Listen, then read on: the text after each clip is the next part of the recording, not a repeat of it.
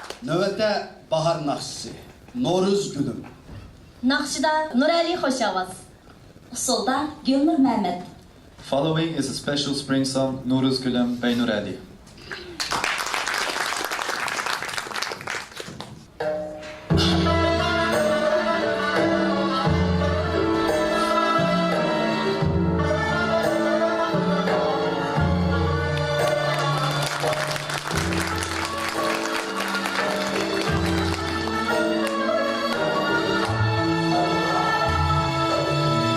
Çaşlarımdan ölümleri dal dal bolsun men üçün.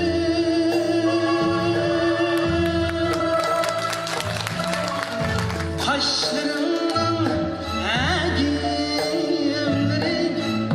ilal bolsun men üçün.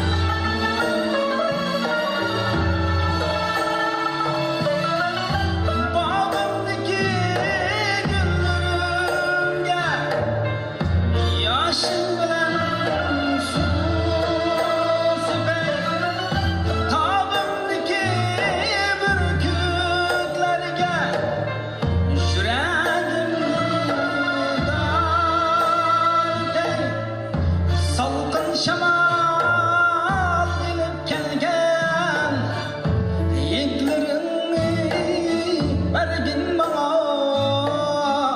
sana aşık yolunda ömrümü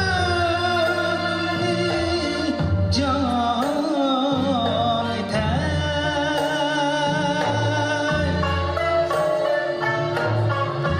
Salkın şamal